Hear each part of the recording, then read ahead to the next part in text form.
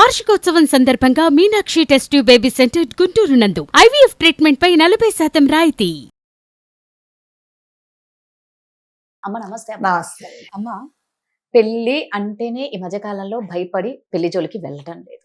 సరే, చేసుకున్న వాళ్ళు ఎలాగో చేసుకున్నారు అంటే సంవత్సరానికే విడిపోయే వాళ్ళు ఉన్నారు, 3 నెలలకే విడిపోయినారు, పెళ్లి పీటల నుంచి బయటికి వెళ్ళంగానే విడిపోయే వాళ్ళ సంఖ్య కూడా.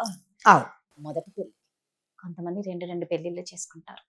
నిజంగా ఆ రెండో పెళ్లి అఫ్ కోర్స్ మొదటి పెళ్లిలో పడ్డ నరకం లేకుండా రెండో పెళ్లిలో ప్రశాంతంగా ఉందాం.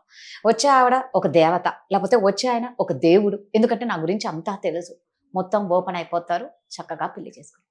సేఫే అంటారా? డివోర్స్ సేఫే అంటారా అంటే డిపెండ్స్ అండి మళ్ళీ కదా.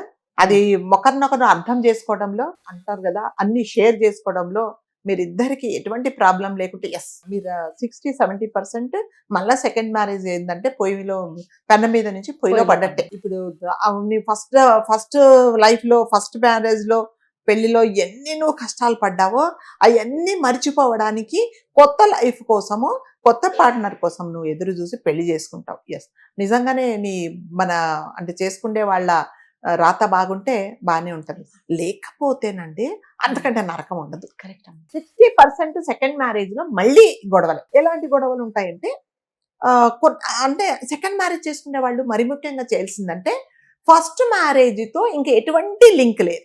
అసలు ఇంకా ఫస్ట్ మ్యారేజ్ ఎవరైనా అమ్మాయితో కానీ అబ్బాయితో కానీ నాకు ఎటువంటి కనెక్షన్ లేదు అసలు. అంటే ఇప్పుడు మళ్ళీ మనము చనిపోయి పుట్టితే పోయిన జన్మలో ఎలా గుర్తులేదో అట్లాగే మీకు అసలు అతను అనేది మీ డిక్షనరీలో లేడు, ఓటర్ లిస్ట్ లో లేడు, అమ్మాయి కానీ అబ్బాయి అలా అనుకొని సెకండ్ పార్ట్నర్తో మీరు ట్రావెల్ చేయడం స్టార్ట్ చేయాలి. ప్లస్ ఇంకొకటి ఏంటంటే మీ జీవితంలో ఏం జరిగిందో ఎటువంటి దాపరికాలు లేకుండా ఒకరికొకరు షేర్ చేసుకోవాలి. ఫలానోళ్ళు చెప్తారేమో, ఫలానాళ్ళ ద్వారా తెలుస్తుందేమో ఆ గిల్ట్ అనేది లేకుండా మీరు ఉండాలి. అంటే ఒకవేళ మీకు ఆ పార్ట్నర్స్ ఎవరికైనా పిల్లలు ఉంటే మరి ఆ పిల్లల సంగతి ఏంటి అనేది మీరు కంపల్సరీగా మాట్లాడుకోవాలి. లేకపోతే ఏమవుతుందంటే ఈ కొత్త పార్ట్నర్ ఎవరైనా అమ్మాయి కానీ అబ్బాయి కానీ ఆ పిల్లల్ని ఇల్ ట్రీట్ చేయడం మొదలు పెడతారు. ఇల్ ట్రీట్ చేసడం అంటే ఫస్ట్ ఏమంటారు, లేదు నీ పిల్లలు నా పిల్లలు అట్లా ఎట్లా, నీ పిల్లలు నా పిల్లలు మన పిల్లలుగా ఉంటారు అనేసి అనుకుంటారు. అంటే మీ అమ్మాయిని మీ కడుపున పెట్టిన పిల్లలు మీరు వేరే హస్బెండ్తో కలిసి కన్న అమ్మాయిని నేను అంటే వచ్చే పార్ట్నర్ మరి ముఖ్యంగా మగవాళ్ళు కానీ ఆడవాళ్ళు కానీ తన పిల్లలుగా చూడాలంటే చాలా పెద్ద హృదయం ఉండాలి, చాలా బోల్డ్గా ఆలోచించగలగాలి. అలా ఉండే వాళ్ళు ఉంటే ఎస్ కరెక్టే. లేదో ఇప్పుడు ఈమెను నేను నా పెళ్లి చేసుకోవాలి అంటే ఈమె వీక్నెస్ ఏంటంటే వీళ్ళ పిల్లలు బాగా నేను చూసుకుంటాను అంటే ఈమె నేను చెప్పిన మాట వింటుంది అనే పాయింట్తో మీరు పెళ్లి చేసుకున్నారు అనుకోండి, రేపు పొద్దున మీ రియల్ కలర్ కనిపించినప్పుడు గొడవలు స్టార్ట్ అవుతాయి. నువ్వు అదేంటి నేను నా పిల్లలు అనుకుంటానన్నావు కదా అంటే నేను ఎలా అనుకుంటాను, నువ్వు ఎలా అనుకున్నావు అంటే మళ్ళీ గొడవలు స్టార్ట్. కాబట్టి ఇందులో కంపల్సరీగా క్లారిటీ అనేది ఉండాలండి.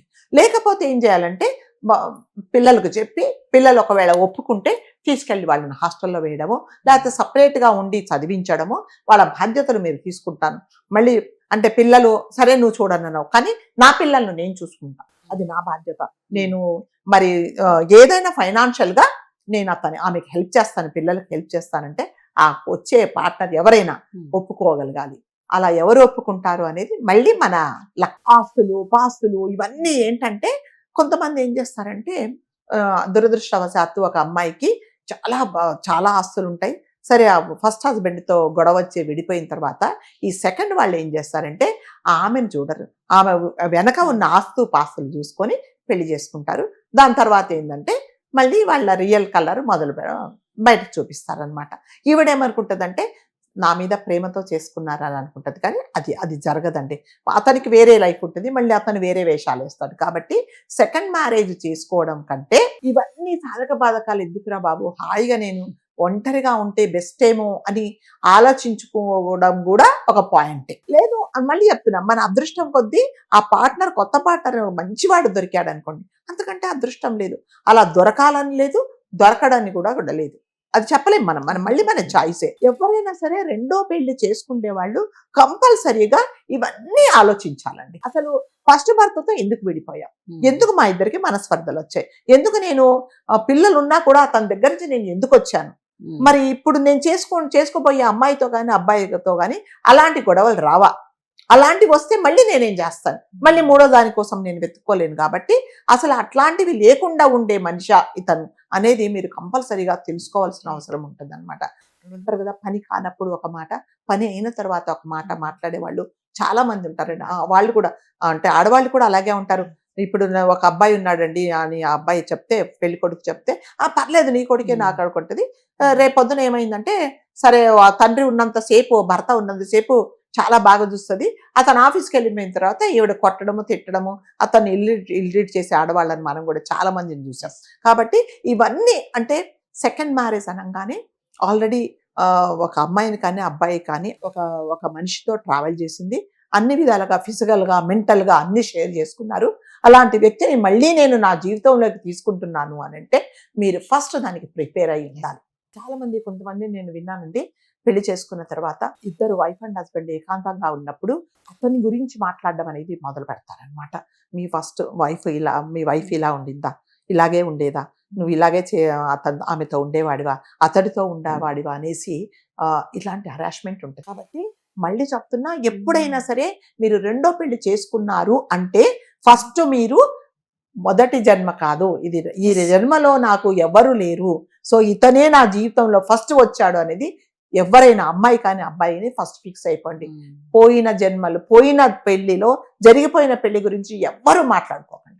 ఏమైనా సీక్రెట్స్ ఉంటే చెప్పుకోండి, అయిపోయింది. మళ్ళీ ఆ సీక్రెట్స్ మీరు మళ్ళీ ఇంకొకసారి జీవితంలో మీరు నేను బతుకున్నన్ని రోజులు మనం ఎప్పుడు ఆ విషయం గురించి మాట్లాడుకోకూడదు అనే కంపల్సరిగా మీ ఇద్దరు ఒక మాట మీద ఉండాలి. లేకపోతే మాత్రం నువ్వు ఎందుకు విడిపోయావు, ఓహో ఏదో చిన్న పొరపాటు, అందుకే నేను ఫస్ట్ మగడు వదిలేసాడు, మాట్లాడతానండి, అట్లాగే మాట్లాడతారు. అందుకేనే ఇట్లా అయితే ఎవరుండరు అనేసి చాలా మంది మగవాళ్ళు అంటారు. అట్లాగా అమ్మాయి నీకు ఇట్లాంటి క్యారెక్టర్ ఉంది కాబట్టే నిన్ను వదిలేసింది అని ఈవిడ మాట్లాడుతుంది.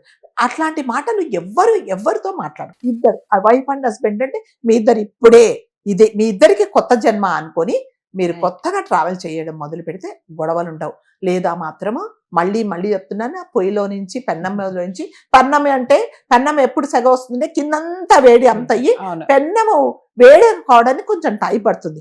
కానీ మీరు డైరెక్ట్ గా పొయ్యిలో పడితే కాలిపోవడమే అంతే. కాబట్టి ఎప్పుడైనా సరే రెండో పెళ్లి చేసుకోవద్దని ఎవరికి చెప్పట్లేదు. కానీ దీని కాన్సిక్వెన్సెస్ ఏంటి, ఏదన్నా జరిగితే కూడా మరి నేను మెంటల్ గా నేను బలంగా ఉంటానా, మళ్ళీ నేను విడిపోయిన తర్వాత మళ్ళీ సొసైటీలో ఎలా బతుకుతాను అనేది ఆలోచించుకోవాలి. జనరల్ గా సెకండ్ మ్యారేజ్ చేసుకున్న తర్వాత అందరు లైఫ్ లో సెటిల్ అవ్వడానికే ట్రై చేయాలి. ఎప్పుడు అవుతుంది ఇవన్నీ మీరు క్లారిటీగా మాట్లాడుకున్నప్పుడు మాత్రమే అవుతుంది. లేకపోతే మాత్రము మళ్ళీ మొదలు, నువ్వంట కదా, అదంట కదా, ఇదంట కదా, అందుకే నేను వదిలేసాడట కదా, నాకు ఇప్పుడు తెలిసింది. నువ్వు ముందే తెలుసుకో, చేసుకోకముందే తెలుసుకో. అసలు ఏం తెలుసుకోవాలనుకో మొత్తం తెలుసుకున్న తర్వాత ఒకరికొకరు దగ్గర అవ్వడం మంచిది.